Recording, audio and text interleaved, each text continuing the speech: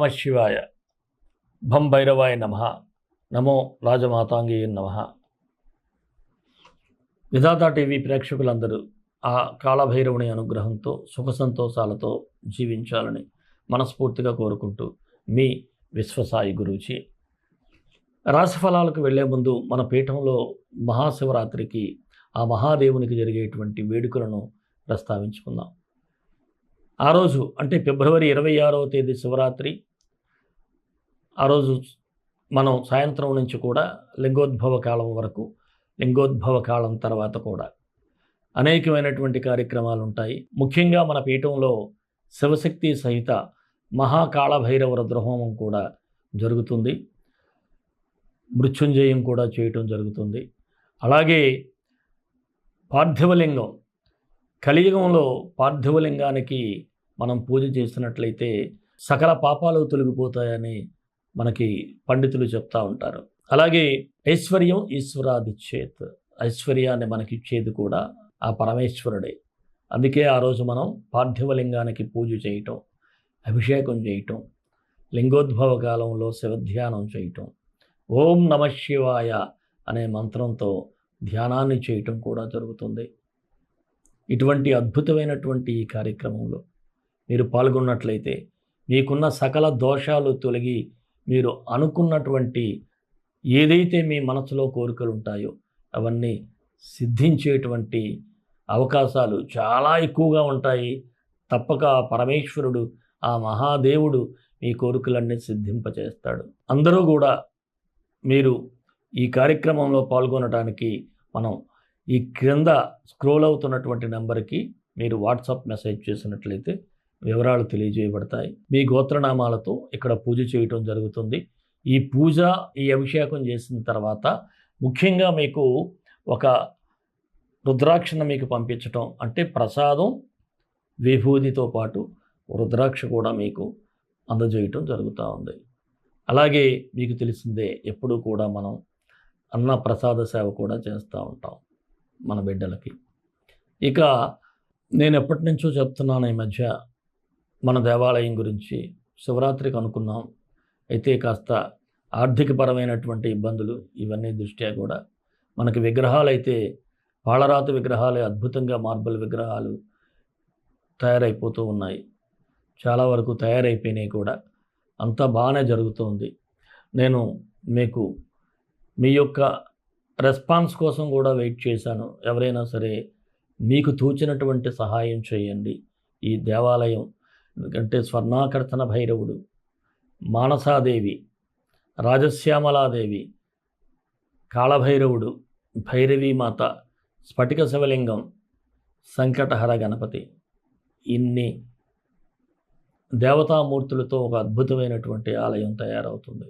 మీ అందరూ కూడా మీకు తోచినంత సహాయం చేయండి. దీని గురించి కూడా మీరు వాట్సాప్లో మీరు ఎవరైనా మెసేజ్ చేసినట్లయితే దానికి సంబంధించినటువంటి నెంబర్ కూడా మీకు అందజేయటం జరుగుతుంది.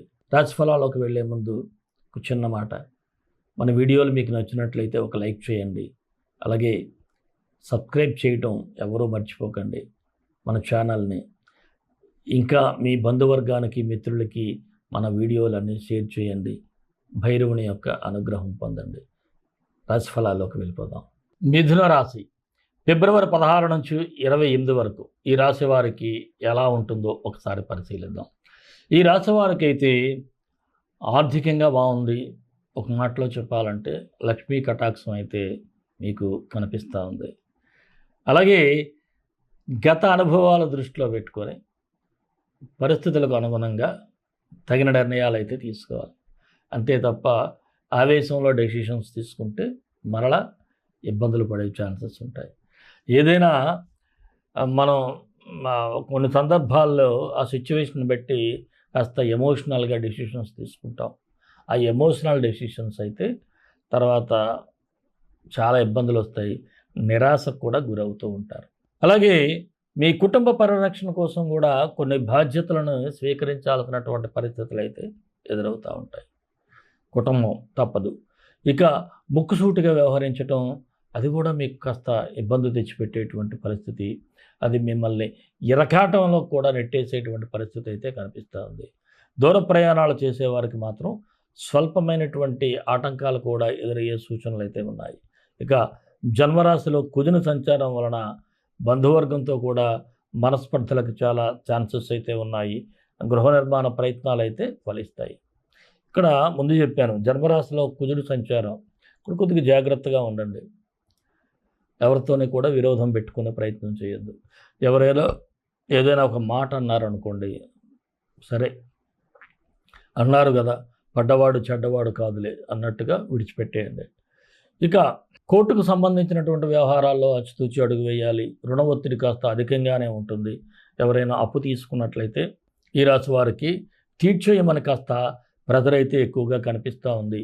అలాగే స్థిరాస్తుల కొనుగోలుకు మీరు చేసేటువంటి ప్రయత్నాలు, అంటే గతంలో ఆటంకాలు ఏమైనా ఏర్పడినట్లయితే అవి నెమ్మదిగా తొలగిపోయే ఛాన్సెస్ అయితే ఉన్నాయి. ఇక విదేశీ ప్రయత్నాలు చేసేవారికి మాత్రం కొంత ఆలస్యం అయితే కనిపిస్తూ ఉంది. వివాహం కాని వారికి మీ ప్రయత్నాలు కాస్త ముందుకు వెళ్తాయి. నిరుద్యోగులకైతే అవకాశాలు కాస్త కనిపిస్తూ ఉన్నాయి. కాకపోతే ఏమిటంటే మీరు ఎక్స్పెక్ట్ చేసినటువంటివి రాకపోవచ్చు. కాస్త ఉన్నవాటితో కొద్ది కాలం సర్దిపెట్టుకునేటువంటి ప్రయత్నం చేయాలి. రాజకీయ నాయకులు అయితే ప్రత్యర్థి వర్గంపై మీరు ఒక కన్ను వేసి ఉంచాలి, లేకపోతే మిమ్మల్ని మెంటల్గా టార్చర్ చేసేటువంటి పరిస్థితులు ఉంటాయి. ఉద్యోగస్తులకైతే సానుకూలంగానే ఉంది. ఉద్యోగంలో అయితే చిన్నపాటి మార్పులు కనిపిస్తూ ఉన్నాయి.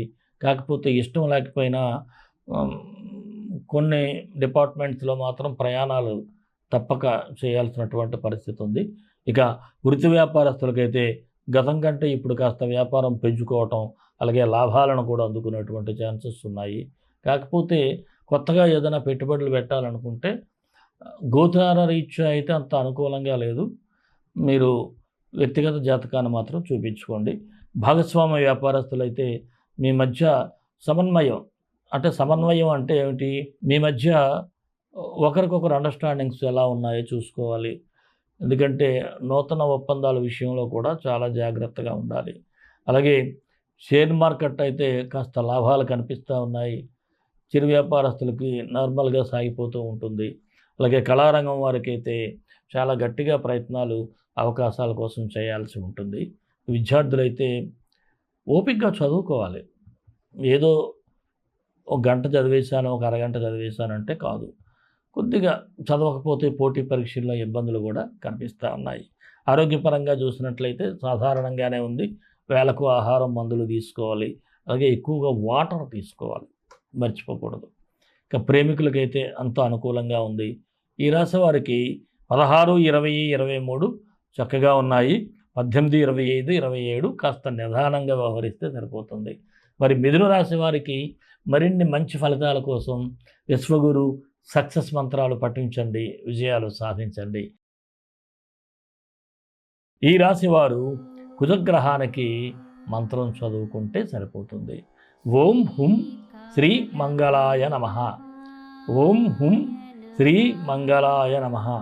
ఈ రాశివారు ఈ మంత్రాన్ని మీరు ప్రతినిత్యం కూడా ఉదయం 18 సార్లు, సాయంత్రం ప్రదోషవేళలో వీలైతే 18 సార్లు చదవండి. అద్భుతమైనటువంటి ఫలితాలు వస్తాయి. ఇంకా అద్భుతం కావాలంటే మన శివరాత్రి వేడుకల్లో కూడా మీరు పరోక్షంగా పాల్గొనండి. మరి మన ఇష్టదైవం కాలభైరవుడు, కాలభైరవ గాయత్రి. కాళాయ విద్మహే కాళాతీతాయ ధీమహి తన్నో కాళభైరవ ప్రచోదయాత్. సర్వే జనా సుఖినో భవంతు, లోకా సమస్తా సుఖినో భవంతు. దేశం కోసం, ధర్మం కోసం, భారతీయ సంస్కృతి విలువల కోసం పాటుపడదాం. స్వస్తి.